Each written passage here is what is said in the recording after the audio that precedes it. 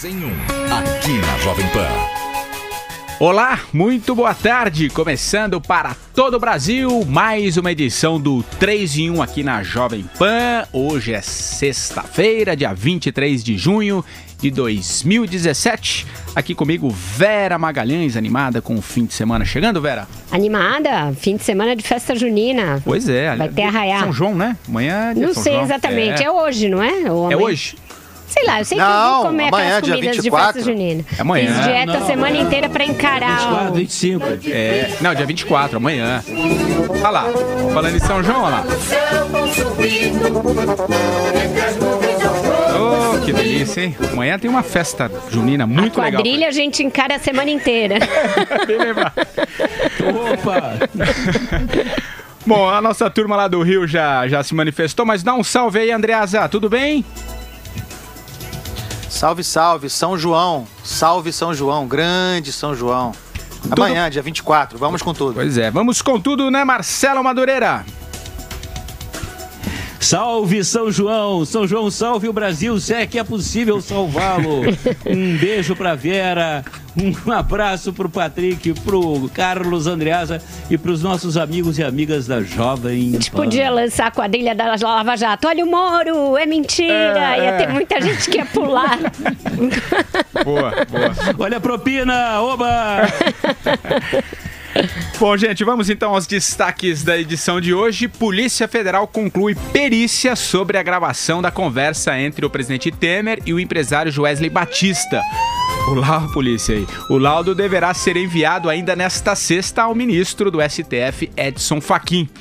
Por falar em Fachin, hoje em evento, o ministro disse que a política não pode ser demonizada e que o sistema penal não é resposta para tudo.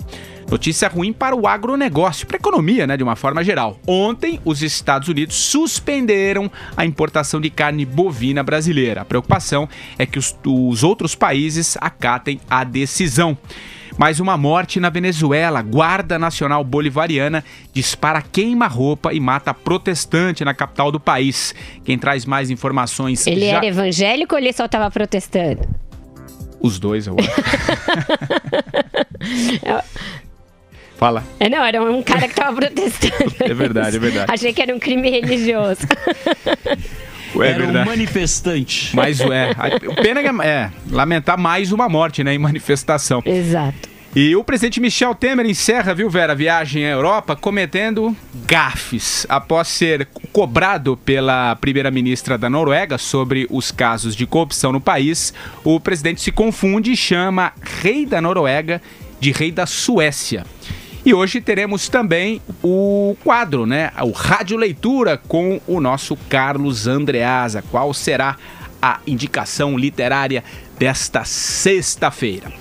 E o 3 em 1 quer saber hoje o seguinte: essa decisão dos Estados Unidos de suspender a importação de carne bovina pode influenciar outros países? O que você acha? Mande a sua mensagem de voz pelo nosso WhatsApp no número 11 93117 0620 93117 0620. Estamos em AM, FM, também por imagens pelo Facebook e pelo YouTube. Primeiro tema de hoje, pessoal, olha só. A Polícia Federal concluiu, a perícia na gravação feita pelo empresário Joesley Batista com o presidente Temer. Finalmente, O laudo deve ser enviado ainda hoje para o ministro do STF, Edson Fachin. A análise dos investigadores deve apontar, viu, Vera, que não houve edição na conversa do presidente com o empresário e as falhas em alguns trechos do áudio não comprometem o conteúdo e a validade do diálogo. A conclusão da perícia atendeu ao pedido do ministro Fachin, que ontem enviou à PGR cópia dos autos do inquérito aberto contra o presidente Michel Temer. O procurador-geral da República, Rodrigo Janot, terá 5 dias agora, ou seja, até a próxima terça-feira, dia 27, para apresentar a denúncia contra o PMDBista. O que você achou?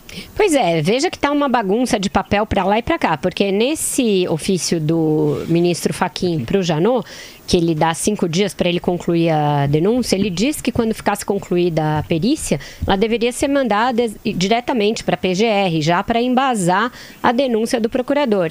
E agora a PF está dizendo que vai remeter para ele a conclusão na perícia dos áudios, que é isso que você falou. Aparentemente, segundo a perícia, vai apontar que não houve edição.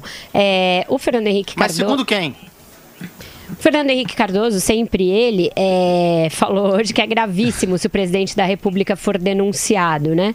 Então, a gente está nessa expectativa. O Temer foi questionado sobre isso lá na viagem desastrada dele e falou que não fala de temas domésticos. Até nisso ele está copiando a Dilma, dizendo que não fala de temas domésticos fora do Brasil, só ia falar dos temas relativos à viagem.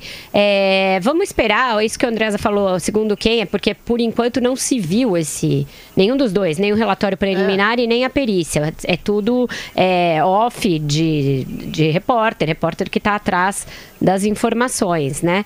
Então vamos aguardar e ver o que essa perícia, o que esse laudo vai dizer.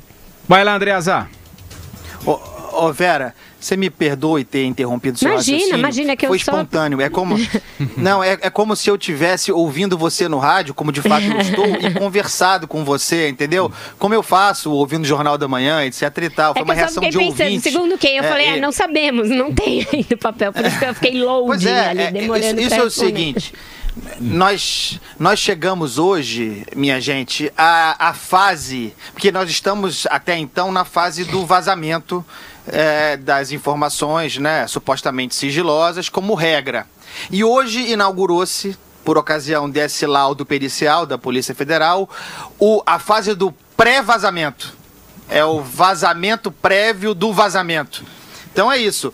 Ficamos sabendo que o documento cujo conteúdo ainda não foi vazado, mas será, deve ser negativo para o presidente Temer, ou seja, indicar que não houve manipulação na gravação. Então nós estamos nessa fase. Daqui a pouco ele vai vazar o documento. Então nós saberemos, de repente, antes mesmo do Fachin, o que há nesse laudo pericial. É o país do vazamento. Nós vivemos, nesse momento, sob o império do vazamento. Há responsáveis. Porque se há vazamento, há quem vaze. Eu poderia ficar aqui horas falando sobre quem vaza e como vaza, com que método vaza, mas não convém. Acho que está muito claro e eu estou ansioso por ouvir a palavra do Madureira. Não, eu não entendo essa sua ojeriza aos vazamentos. Então é melhor demitir metade das redações, porque o que a gente vai atrás é de vazamento. Acho ruim. Não, Vera, veja bem, não acho ruim que você vá atrás do vazamento, não. Acho ruim que se vaze tão facilmente. Vai, Madu. Andreasa, este aqui é o país onde se criam dificuldades para se vender, para se negociar facilidades.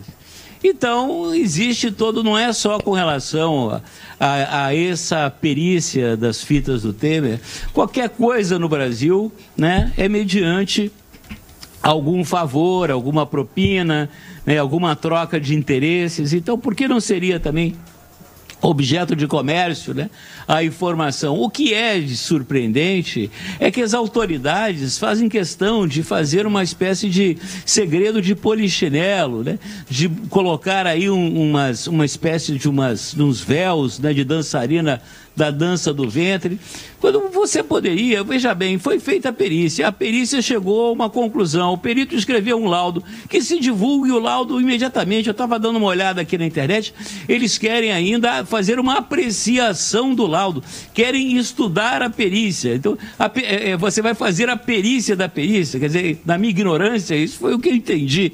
É um absurdo, entendeu? Isso é a opinião pública, a sociedade brasileira, que no final das contas paga essa história toda, paga essa novela toda, na verdade, a que tem menos direito de saber, afinal, o que está acontecendo, se houve ou não fraude. Aparentemente não houve, né? E como é que agora eles devem estar pensando, né, que em outro enredo eles vão inventar, que outra historinha vão inventar para dizer que o Temer não falou o que falou com o Joesley Batista. Não é isso não, Vera?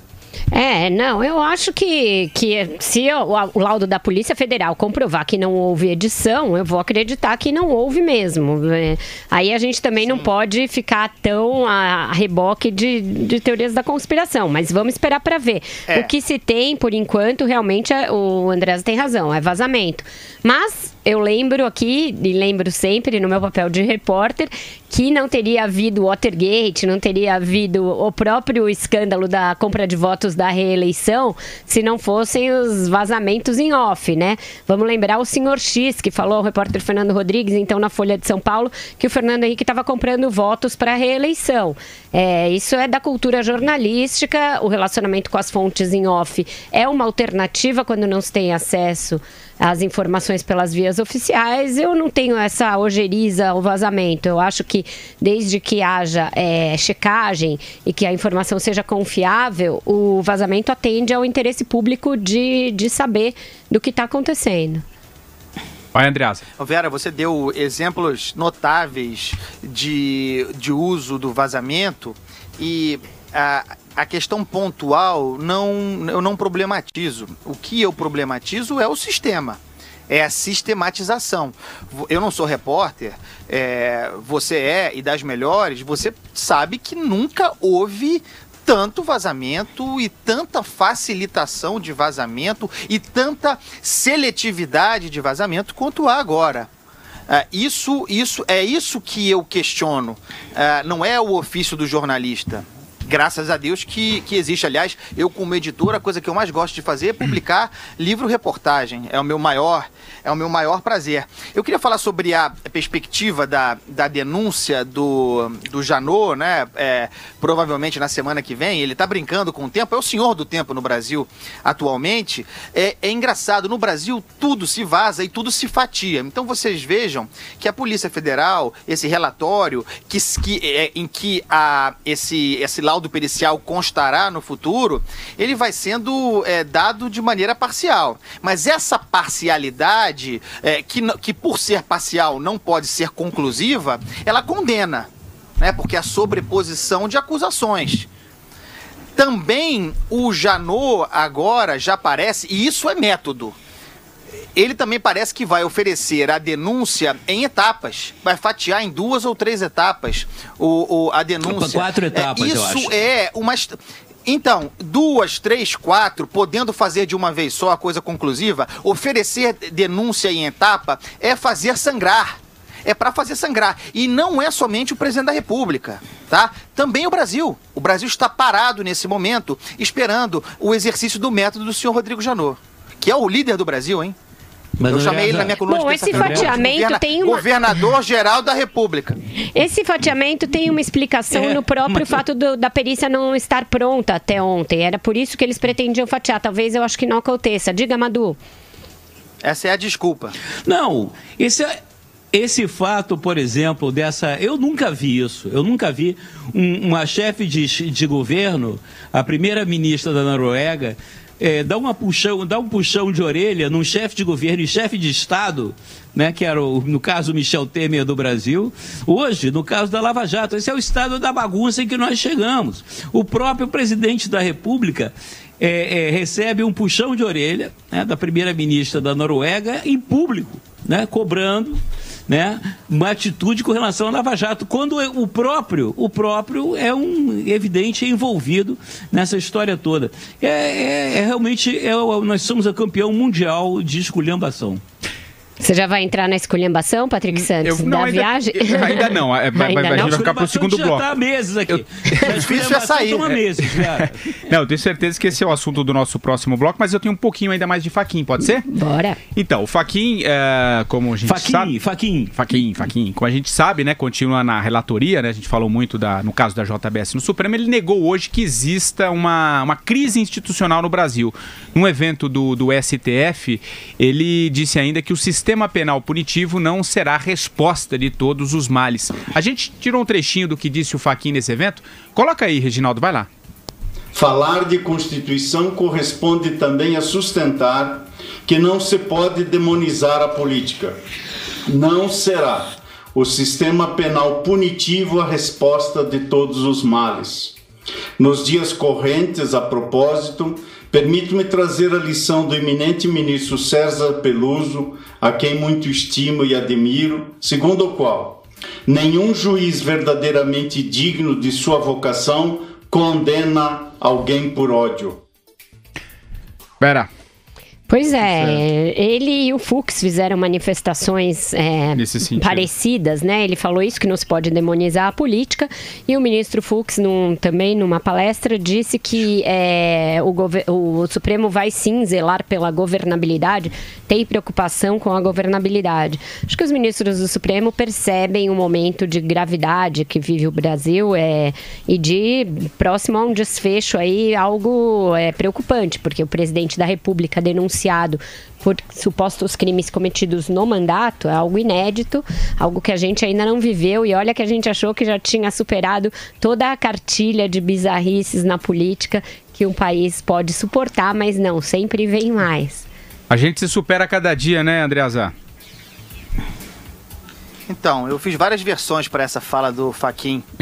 Não consegui, eu não sou um bom imitador, não consegui imitar a voz dele. Mas é assim, não se pode demonizar a política, mas já demonizando, né? Ou a política não pode ser demonizada, senão por Fachin, pelo companheiro Janot e pela camarada Carmen Lúcia. Ou melhor, a política não pode ser demonizada, mas criminalizada ela já está. E eles têm responsabilidade por isso. Concorda, Madu? Não tem. Não, a classe política aí que tá. A primeira coisa que está colocando à prova, corroborando a Vera, é a resiliência, né? A capacidade de resistir da democracia e das instituições no Brasil. A gente sempre achava que já tinha feito de tudo, experimentado tudo, e sempre nos colocam mais um desafio. E eu acho que hoje, para a sociedade brasileira, o regime democrático é um valor, não está em questão a democracia nem as suas instituições. O que sempre a gente discute, o que a sociedade discute nas ruas, é quem ocupa os três poderes, né? A qualidade, a representatividade e a lisura de que ocupa os três poderes. Então, hoje, quer queira, quer não, o eixo central da vida brasileira passa pelo judiciário. Queira o judiciário ou não. Isso por conta, não da judicialização da política, mas é a questão da criminalização da política. A nossa classe política transformou a atividade política em atividade criminal. E crime é questão judiciário. Esse que é o problema. Não é culpa do judiciário as coisas como estão. Quem criminalizou a nossa política foi a nossa própria classe política. Agora, curiosamente, na classe política brasileira, existem membros não só do Executivo e do Legislativo, mas existem membros do Judiciário também, que se manifestam fora dos autos, em ocasiões públicas, como Gilmar Mendes, vezeiro, useiro e vezeiro de fazer isso, né? Além do que, também como empresário, né? Dono de escola, essa coisa toda, mas isso aí não precisa falar agora. Enfim, mas essa é que é a questão. Aqueles que ocupam o poder, né, trataram de criminalizar o poder.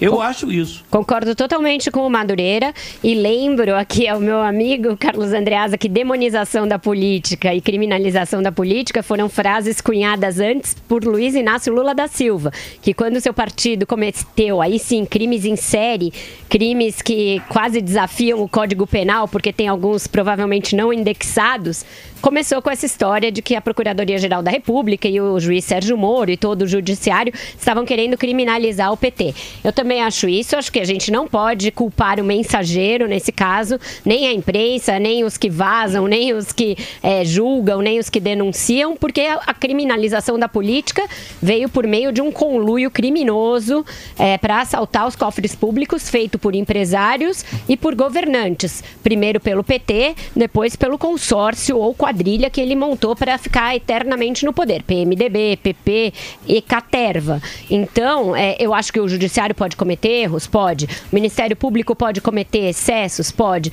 Mas eu não vejo nisso nenhuma tentativa de criminalizar a política. Ou então a gente vai partir do princípio de que eles deveriam ter parado tudo quando chegou no PT e encerrado, baixado a porta, passado a régua. Eu acho que não dá para dizer isso. Se toda a política estiver contaminada, vai ser necessário fazer uma espécie de um expurgo mesmo. Eu acho que não tem como não ser isso. A própria primeira-ministra da Noruega falou isso hoje, lá pro Temer. Ele teve que ouvir isso e ficar meio com cara de cachorro que caiu da mudança ali. Porque o Brasil hoje tem a política profundamente corrompida, generalizadamente corrompida, e não é uma invenção do Judiciário nem do Ministério Público isso, eu acho. Não, eu vou dizer o que é a invenção do Ministério Público e do Judiciário. Eu aqui não quero criticar a visão dos demais, tá? Acho tudo legítimo que vocês disseram, perfeitamente.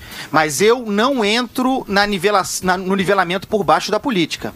Não foi o Lula que inventou a expressão criminalização da política. Os americanos usam isso normalmente. E foi bom falar do Lula para falar desse assunto. O Lula sumiu, né? Cadê o Lula? Essa é a grande questão. Né? Quando a gente nivela por baixo a política, quando a gente demoniza a política, quando a gente chafurda a política, quando a política se torna em lixo ou é jogado na lixeira, são os piores que surgem, que se beneficiam. Essa narrativa falsa que o Ministério Público, sem dúvida nenhuma, tem investido, essa que trata os políticos todos como se fossem iguais, beneficia sobretudo o senhor Lula. Muito mais o senhor Lula do que o PT. Para mim, criminoso tem que ser punido. Mas é um equívoco grave tratar todos como criminosos iguais. Mas aí você não acha que... Os políticos brasileiros podem ser... Não, deixa eu concluir. Os políticos... Por favor. Os políticos brasileiros podem ser todos criminosos. Mas não... Jamais entraram, produziram, criaram um esquema corruptivo para financiamento de um projeto de poder. Todos eles são corruptos para fins pessoais, para enriquecimento. É horrível, mas não cria sistema, não é autoritário, não ataca a democracia, não dilapida as instituições da República. Isso quem fez foi o PT. Esse discurso que trata todo mundo de maneira flat, como se fossem bandidos iguais, é um serviço ao senhor Lula. E está provado, hein? Está fora do noticiário, está poupado. Tem esta barbaridade, essa obra ficcional da delação da JBS, corroborada pelo senhor Fachin e pelo Janot, em que o PT, Lula, Dilma, BNDES e Luciano Coutinho são coadjuvantes na história de ascensão dos irmãos Batista, e o Michel Temer, que não está puro, é um protagonista. Nessa eu não caio. Eu também não caio, nisso eu concordo com você, mas você não acha que é a dosimetria das penas e as condenações que ainda não vieram, que vão dizer quem é mais culpado e quem não é? Uma coisa é a narrativa que o Joesley Batista tenta plantar e que a gente não compra. Claro que não compra, e diz aqui todos os dias que não compra.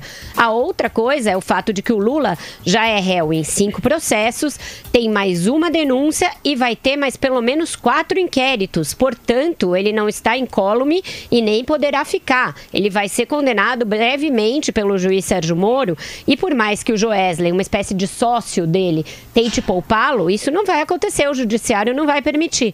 Por isso eu acho que as instituições estão funcionando, eu acho que o julgamento do Supremo essa semana mostrou que um sistema do judiciário está forte, e eu não vejo muito essa tentativa de nivelar todos. Não dá para dizer que a política brasileira está nivelada por cima, Andreasa, ela de fato está nivelada por baixo. Não por uma narrativa, nem por nada, mas pelos métodos e procedimentos que foram adotados, e aí sim são generalizados em maior ou menor grau.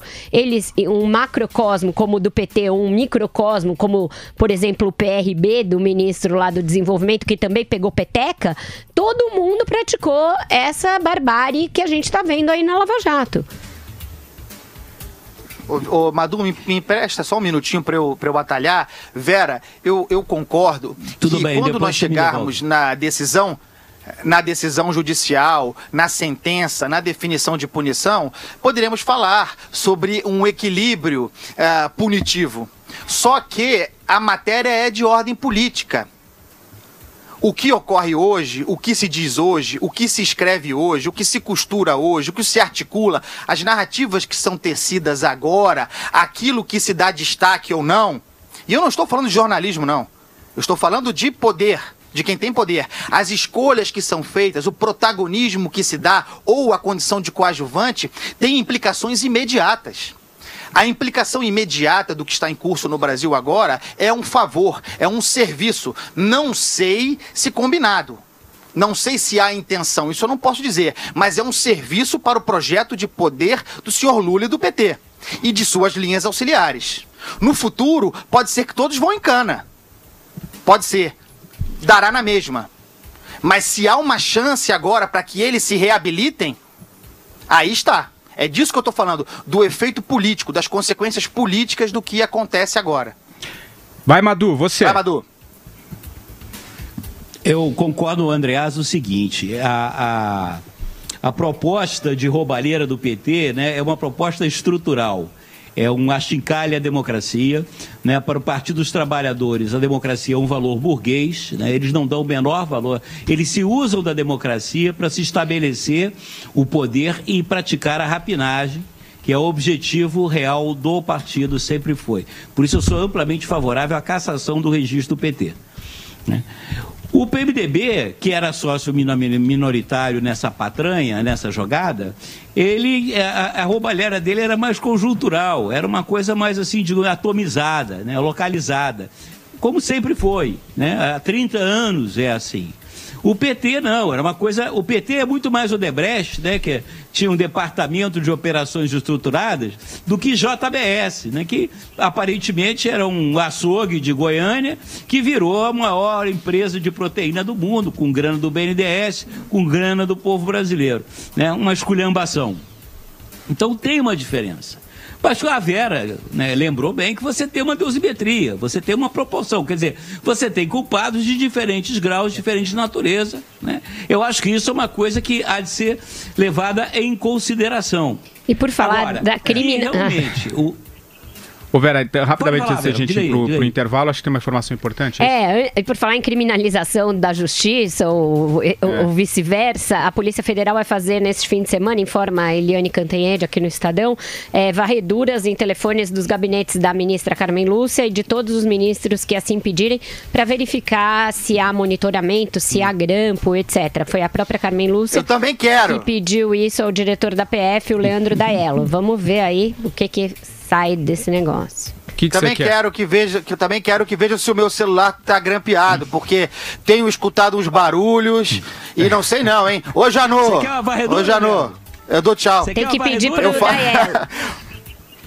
Ô Madu, eu escuto uns barulhos no meu celular. Ô Madu, eu escuto uns barulhos no meu celular e falo, oi Janô, tudo bem? Olha lá com o que você fala. Gente, vamos à nossa primeira parada. Esticamos hoje. Primeira parada. A primeira parada aqui no 3 em 1. Voltamos já. Vai lá, Reginaldo. O Brasil e sua vergonha. O Brasil e seu destino. O Brasil não suporta mais tanta corrupção. O apartamento era do presidente Lula desde o dia que me passaram para estudar os empreendimentos da Bancop. Já foi me dito que era do presidente Lula e sua família, que eu não comercializasse e tratasse aquilo como uma coisa de propriedade do presidente. Léo Pinheiro, ex-presidente da OAS, em depoimento à Lava Jato. O Brasil não aguenta mais. Chega de corrupção.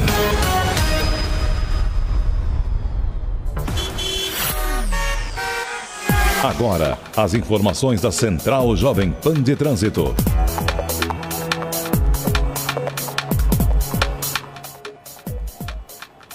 Excelente comecinho de noite de sexta-feira para você, ouvinte da Jovem Pan. Segundo a CET, agora a cidade tem 118 quilômetros de lentidão, apesar da quantidade de quilômetros estar dentro da média para o dia e para o horário. Porém, temos caminho muito difícil agora pela marginal do Rio Tietê, para quem segue sentido rodovia Ayrton Senna. A lentidão começa entre a passagem pela rodovia dos Bandeirantes e vai assim até a ponte da Vila Guilherme, e quem segue no sentido da Castelo Branco vai reduzir a velocidade entre o Anhembi e a passagem pela ponte do Piqueri. Quem circula agora pelo corredor norte-sul vai encontrar vários trechos ruins, é melhor evitar no momento. E a Radial Leste para o bairro tem lentidão por toda a ligação leste-oeste e vai travada até a passagem pelo viaduto Engenheiro Alberto Badra. Tudo tranquilo pelo metrô, e na CPTM ainda tem obras na linha Nova Esmeralda. Atenção aí entre as estações Presidente Altino e Osasco. Para fazer esse trajeto, o usuário deve utilizar a linha 8 Diamante. Aproveite o feirão, vem que tem negócio de caminhões Volkswagen e MAN. Caminhões condições à pronta entrega e 1 ano de Wi-Fi grátis no seu caminhão. Acesse ofertasvemquetemnegócio.com.br. Larissa Calderari para Jovem Pan. Jovem Pan. A rádio no Brasil. Jovem Pan. Estamos de volta com o 3 em 1 desta sexta-feira, por imagens pelo YouTube, pelo Facebook, e temos novidades, né, Vera Magalhães? Somos mesmo Qual a plataforma multitela. que nós estamos também com imagem? Estamos também no Twitter, agora a transmissão ao vivo pelo Periscope, no nosso perfil da rádio, @portal Jovem Pan. Você pode assistir o 3 em 1 ao vivo todos os dias a partir de hoje. Também ficamos sabendo da novidade quase junto com vocês. Há poucos instantes. Legal, então Facebook, Twitter e também pelo YouTube. Então, 3 canais aí para você acompanhar. Aliás, faça lá a inscrição no nosso canal também no YouTube. Bom, gente, hoje o presidente Temer passou por uma saia justa, né, no último dia de viagem à Europa. Ao lado de Temer, a primeira-ministra da Noruega declarou estar preocupada com a Lava Jato e que espera uma saída para a corrupção no Brasil. O presidente rebateu e disse que as instituições no país estão funcionando com uma regularidade e liberdade extraordinárias, ele disse. Tem um trechinho aí desse discurso. Coloca aí, Reginaldo. As instituições do Brasil funcionam com uma regularidade extraordinária. O Legislativo, o Executivo, o Judiciário, com uma liberdade, volto a dizer, extraordinária. Portanto, as instituições estão funcionando. A democracia no Brasil é algo plantado formalmente pela Constituição de 88, mas praticado na realidade, ou seja, há uma coincidência absoluta entre a Constituição formal, ou seja, aquilo que está escrito, e a Constituição real, ou seja, aquilo que se passa no país. Existia. O que você não sabia que existia? Eu não sabia que existia a Constituição formal e a Constituição real. É quase a virtual e a real, sei lá, é a paralela. E o que eu gosto mesmo é a coitada da leitora de Libras, que tem que fazer um esforço para fingir que está acreditando no que o Temer está falando durante esse vídeo, né? Brincadeiras à parte, a roda da fortuna é uma coisa realmente, né, impressionante. Até as gafes da Dilma ele está cometendo. A gente vai ver daqui a pouco, mas esses micos em viagens internacionais de falar que tá tudo bem. O Temer tá num processo de dilmização avançado e acelerado. Vai você, Marcelo Madureira. Não, pois é. Você veja só, que, como eu já falei, a que ponto nós chegamos. Tomando puxão o Brasil, que afinal é o nosso representante, queiramos ou não, Michel Temer é o chefe de Estado e chefe de governo da nação brasileira. E tomou um puxão de orelha internacional da primeira-ministra da Noruega, um país, como todo mundo sabe, corrupto, com índices de violência terríveis, né? Uma distribuição de renda péssima, é uma esculhambação. É a Noruega, depois vem Ruanda, depois vem o Congo, sei lá. Não necessariamente nessa ordem. Mas isso é feito antigamente, né, em conversas diplomáticas, você até em portas fechadas, um chefe de Estado para outro faz observações críticas e tal. Mas ela fez de público, quer dizer, é uma expectativa que não é só a Noruega, não. A Noruega representa o mundo civilizado. É a expectativa que o mundo inteiro tem sobre a nação brasileira, quer dizer, o mundo civilizado. Quer dizer, ou a gente dá um jeito nesse país, ou a gente toma vergonha na cara, né, ou a gente vai realmente virar, não terceiro nem quinto, vai virar oitavo mundo. E o nosso presidente Temer faz cara de paisagem, faz cara de que não é com ele. Né? Inventa tipos de constituição virtual, real, né? Igual aquela aqui do Perua brasileira, né? E democracia brasileira, né? Porque o Sobral Pinto falou, olha, eu conheço Perua brasileira, democracia brasileira eu nunca vi. Mas enfim, esse é o presidente que temos, que está virando, está se metamorfoseando realmente em Dilma Rousseff.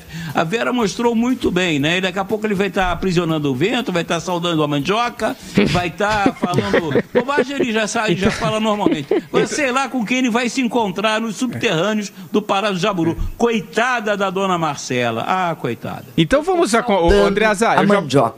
Acho uma das maiores conquistas do Brasil. Aí a gafe da Dilma. Agora vamos à gafe do presidente Temer. Eu já passo a bola para você. Só lembrando que foi no encerramento, né? Ele disse que iria visitar o parlamento brasileiro quando estava se referindo ao parlamento norueguês. E depois ainda ele disse que ia almoçar com o rei da Suécia. A produção separou um trechinho. Coloca aí, o Reginaldo. E mais adiante com o parlamento brasileiro, e um pouco mais adiante com Sua Majestade, o rei da Suécia, eu já tenho a mais firme convicção de que, embora muito rápida a nossa visita, ela estreita cada vez mais os laços entre o Brasil e a Noruega. Muito obrigado. Vai, Andreasa. Então, eu queria dar a vênia ao meu amigo Marcelo Madureira para dizer que ninguém tem expectativa sobre o Brasil, fora do Brasil. Ninguém está nem aí. Da parte do Brasil, aqui da parte deste brasileiro que vos fala, a opinião da tia lá da Noruega não tem nenhuma importância também. Não tem nenhuma importância. Para mim é como se não houvesse. Porém, que viagem do Temer, né? Nós comentamos aqui ontem, anteontem, do ponto de vista político, o equívoco em que essa viagem consistia. Que erro político, que falta de cálculo essa saída do Brasil nesse momento. A ideia de que você viajando melhoraria alguma coisa, faria um indicativo de normalidade da vida pública no Brasil, porque só pode ser esse o cálculo do Temer, foi um equívoco político gravíssimo para quem está cercado de um bando de conselheiros. Isso denota uma certa alienação. Isso é o impacto da viagem em si. A viagem lá, a ocorrência da viagem, é por também uma sucessão de barbaridades, de erros, de cansaços, de desinformação, de desimportância. É como se o presidente da República tivesse saído do Brasil para lugar nenhum. Esse é o efeito da viagem dele. Nenhum negócio vai ser fechado, nenhuma porta se abriu. Foi lá ouvir pito da tiazinha e não arrumou nada. E vai voltar, a Vera escreveu sobre isso, ou comentou, agora eu estou em dúvida, mas a Vera falou isso, ele vai voltar para o Brasil com a crise maior. Sim, falei. E ele tem responsabilidade nisso. Ele está cercado de conselheiros acácios, né? Já que estamos no dia do Rádio Leitura, para citar o primo Basílio. E ainda vai voltar sem o dinheiro do recurso da Amazônia também, que a Noruega diminuiu, né? Que ele foi lá para ratificar. A tia não só deu bronca, como ela cortou a mesada do Temer. Então é uma viagem, sobretudo, desastrada. Espero que ele pelo menos tenha trazido um bom bacalhau da Noruega, um caviar russo, para ter valido a pena, uma vodka, porque fora isso, ele deve ter voltado mais cabisbaixo do que foi. Vai, Madu. Não, eu estava aqui olhando aqui na internet, por acaso caíram as joias da dona da mulher do Serginho Cabral em cima de mim. Mas é isso, o Temer, ele fugiu do Brasil. Mas o Brasil não deixou ele fugir. Ele volta, a crise vai estar pior, não adianta. Ele que deu uma de avestruz, né, enfiou a cabeça na areia. Sai caro isso, porque ele foi enfiar a cabeça na areia lá em Moscou, lá em Oslo. Enfim, passeando aí para ver se não via ambiente, mas não viu porcaria nenhuma. Agora ele vai ter que encarar essa perícia aí das fitas e eu espero que ele aí durante a travessia do Atlântico ele arrume uma boa desculpa. Ele não tem. É dilmização do Temer. Vamos fazer um bolão aqui, quanto tempo o Temer vai durar no poder. Mas é a democracia assim mesmo, temos a Constituição, vamos seguir a Constituição. Eu não tenho medo disso. Ô, gente, mais uma informação rápida aqui antes da gente também pro nosso intervalo. Ainda nesta sexta, o ex-presidente Fernando Henrique Cardoso afirmou ter um presidente da República investigado por corrupção é uma situação inédita e gravíssima no Brasil. Mais cedo, o Tucano cutucou também, viu, Vera, Andreasa e Madureira, o colega de partido, João Dória.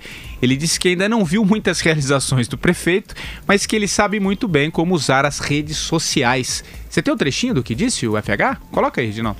Isso aqui está no meu bolso, essa maquininha, não está na minha alma. O mundo hoje tem isso aqui na alma. As pessoas o dia inteiro estão comunicadas. Pega qualquer um. Por que o prefeito de São Paulo está fazendo algum sucesso? Porque ele manipula isso o dia inteiro. Ele mudou alguma coisa? Eu não vi. Mas aqui ele sabe. Nossa, sem filtro nenhum, hein? Ele anda sem filtro e sem freio. Petista.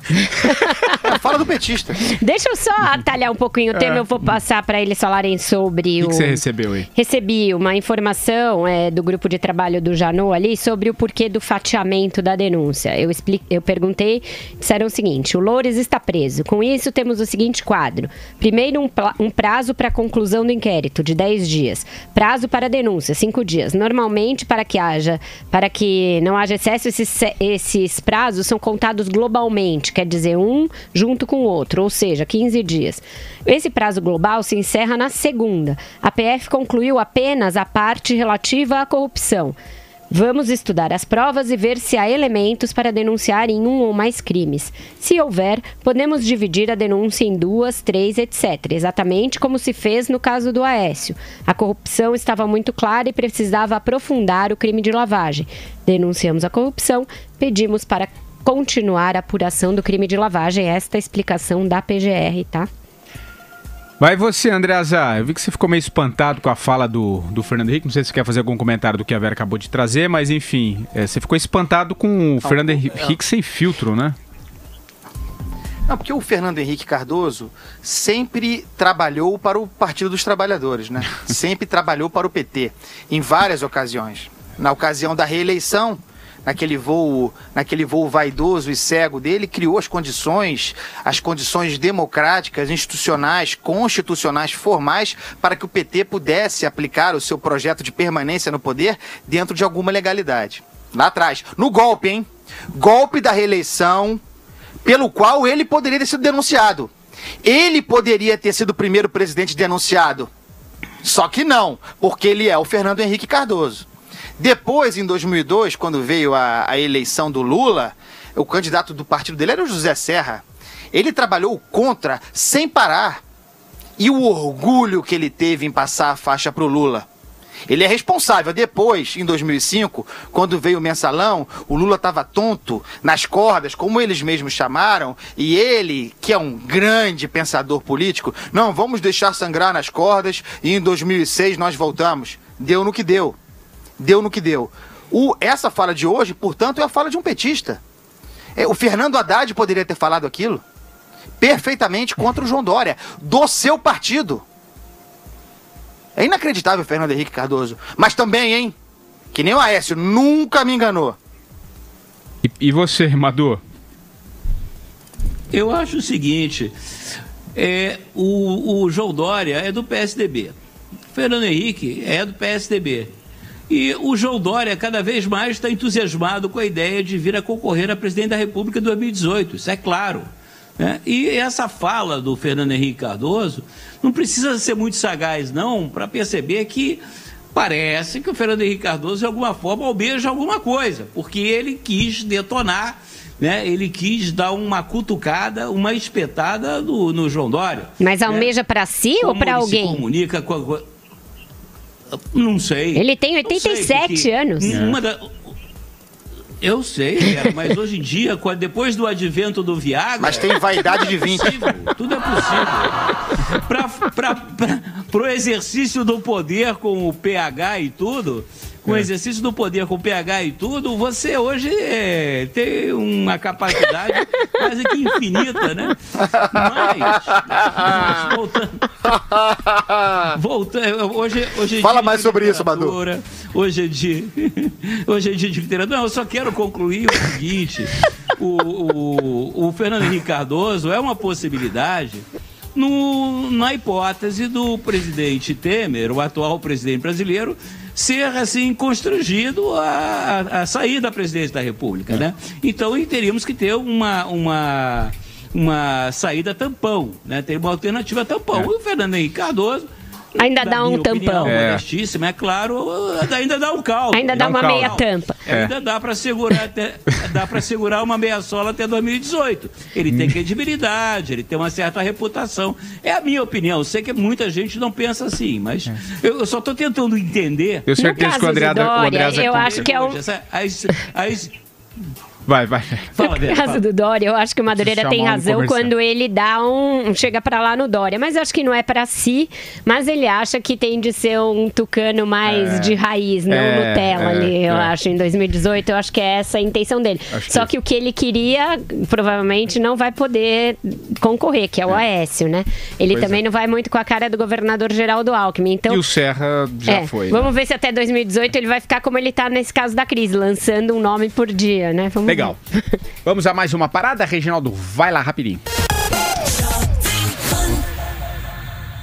Só aqui na Loja 100 você tem sempre o preço mais baixo e a melhor condição em toda a linha. A Loja 100 é imbatível. Notebook Samsung Dual Core super leve com memória de 4 GB, HD de 500 GB e Windows 10 na Loja 100 só 1.790 à vista ou em 10 de 179 por mês sem juros. É isso mesmo, é o seu notebook Samsung Dual Core, tela HD de 14 polegadas e HDMI. Na Loja 100 só 10 de 179 por mês sem juros. Preço mais baixo sempre é só aqui na Loja 100. Restaurante A Bela Sintra. Conheça o verdadeiro sabor de Portugal. Experimente o nosso menu especial criado para o clima ameno desta época do ano, com pratos como coxa de pato crocante com risoto de aspargos verdes. Restaurante A Bela Sintra. Reservas pelo telefone 3891-1090. 3891-1090. Rua Bela Sintra, 2325, no Jardim Paulista. Por trás de todo time existe uma estratégia. Toda técnica exige treinamento. Toda qualificação reflete a busca por inovações.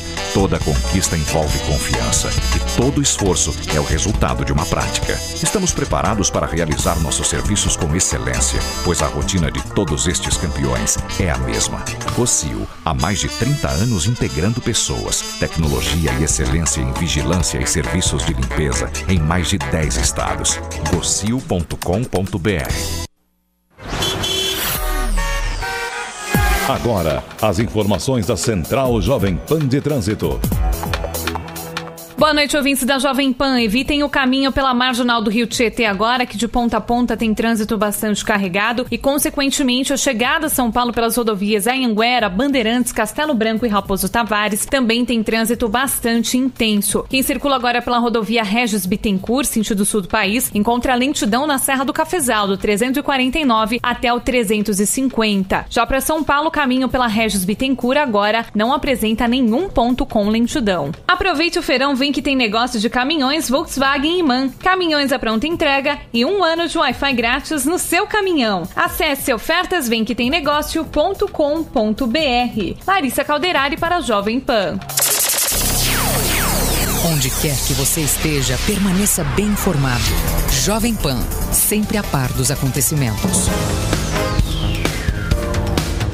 Estamos de volta com o 3 em 1 hoje com muitos assuntos, né, velho? A gente vai precisar ser um pouquinho rápido, Madureira e também Carlos Andreas. Vamos falar da Venezuela, o nosso destaque internacional. A semana termina e a Organização dos Estados Americanos ainda não conseguiu, né, achar uma solução ali na crise da Venezuela. Enquanto isso, cresce a tensão e a violência nos protestos contra o governo de Nicolás Maduro. Ontem, um jovem de 22 anos morreu após ser baleado a queima-roupa por um integrante da Guarda Nacional Bolivariana. O Vitor La Regina traz uma reportagem e vamos colocá-la. Boa noite, Vitor.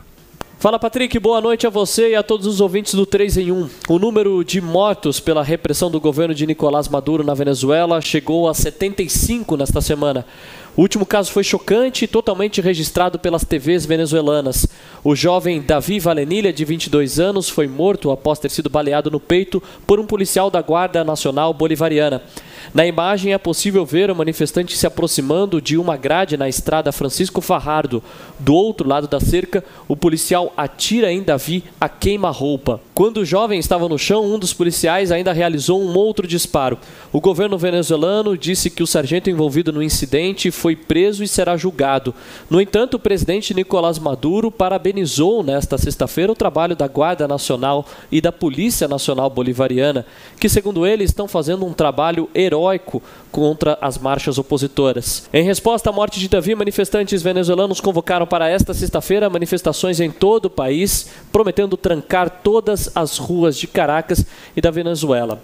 Devolvo para vocês com uma pergunta que parece repetida, mas não é fácil de responder. Depois de 75 mortes Há ainda uma solução para a crise na Venezuela que não envolva tanto sangue? Pera. Primeiro lugar, saudar a volta do Vitor Larregina, horário aqui das 6. Esse menino é muito bom e o ouvinte com certeza gosta muito dele. Ótimo repórter.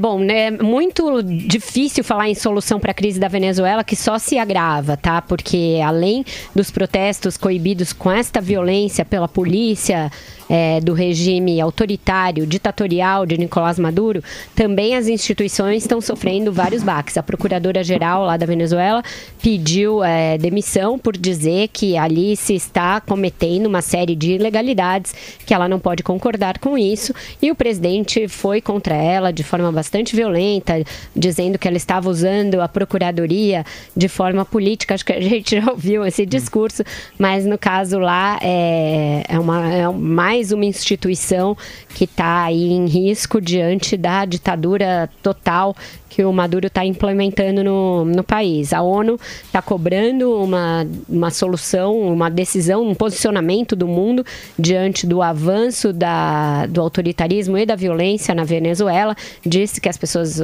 estão passando fome e que a situação lá vai ficando insustentável. Você, Andreasa, naquele pique do rádio, vai lá. A ONU é boa para fazer restrição à democracia. Quando se depara com uma ditadura, ela é cheia de melindres, né? Olha, é o tempo histórico que determina, né, que dá condições para determinar uma guerra civil.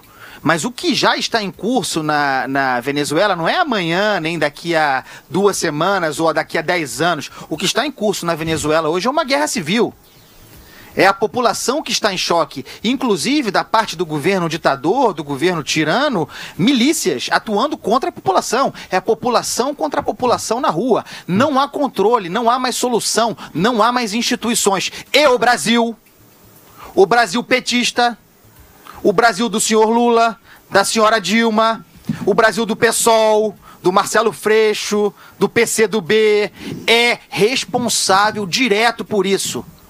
Financiou essa barbaridade e deu sustentação política, e dá até hoje.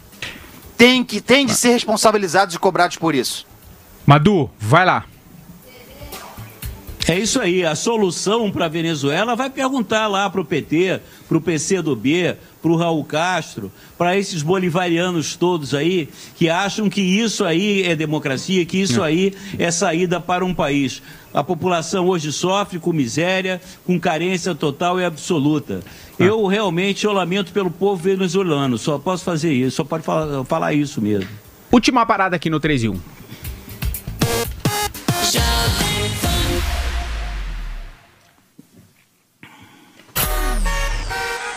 Agora, as informações da Central Jovem Pan de Trânsito.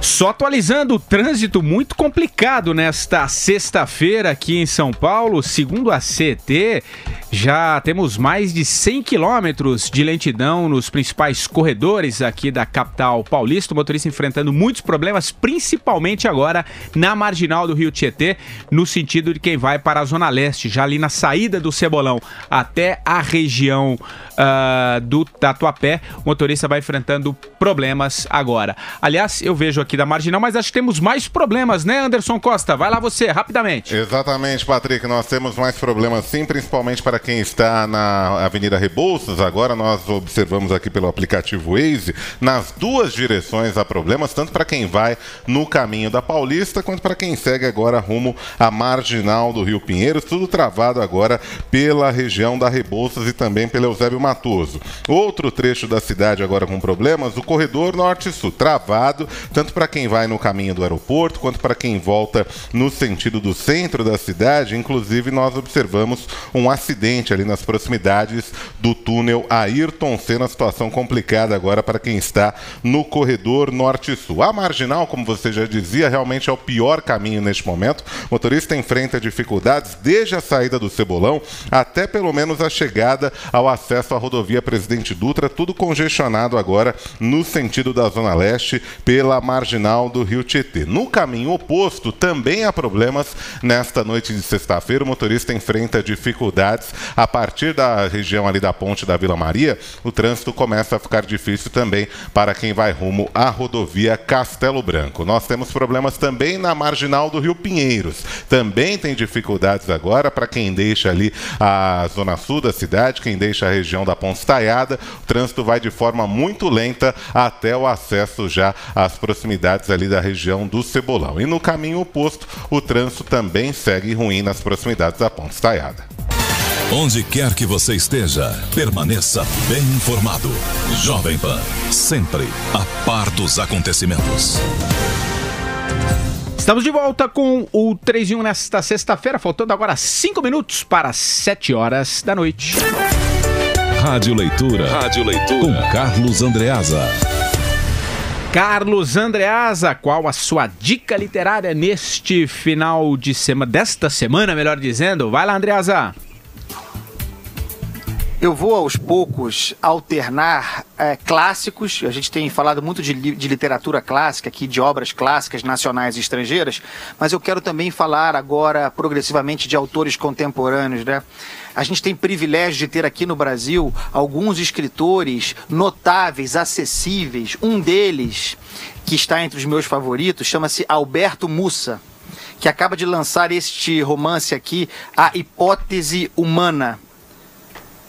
O Mussa é um escritor carioca, nascido no Grajaú, muito ligado à cultura popular, ao mesmo tempo um erudito, um dos autores mais lidos, tem uma formação borgiana, me refiro ao escritor argentino Jorge Luiz Borges, e escreve romances policiais de notável sofisticação, deliciosos de ler, ao mesmo tempo combinando, articulando mitos existentes, mitos brasileiros e também mitos inventados por ele, mais uma vez na linha borgiana. No livro anterior dele, A Primeira História do Mundo, ele recorreu a uma história real que de fato aconteceu para, a partir dela, estudar um crime.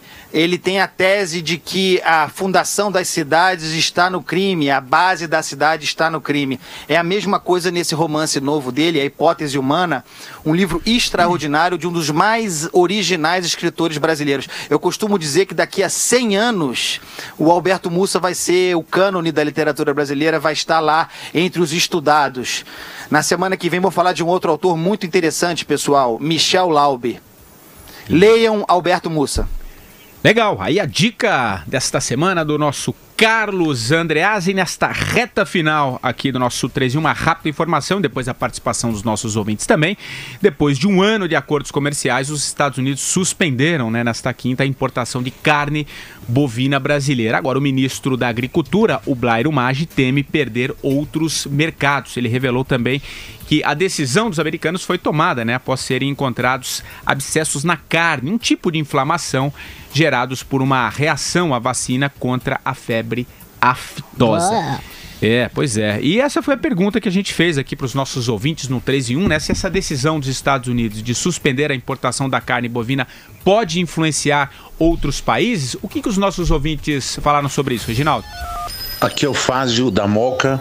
Esse cancelamento da importação de carne do Brasil para os Estados Unidos é muito sério. E os Estados Unidos funciona meio como um passaporte para os outros países, entendeu? Então é uma coisa seríssima. A tendência é a curto prazo os outros países seguirem o conselho. Um abraço para vocês. Boa noite, pessoal do 3 em 1, aqui é o Diego de São Paulo.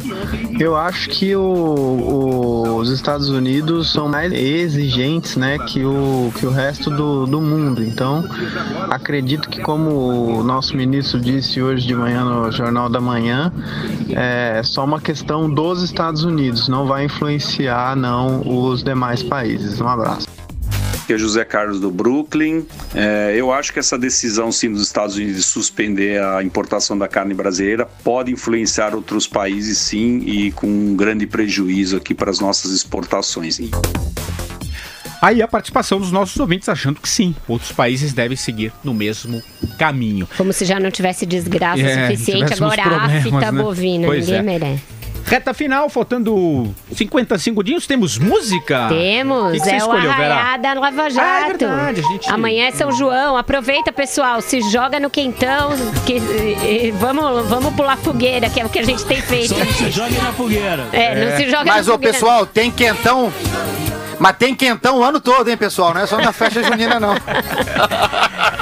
Tem rojão o ano todo. Tchau, pessoal. Tem quadrilha o ano todo. Tchau, gente. Até segunda. Bom fim de semana. Pessoal. Programa policial. 3 em 1, programa policial.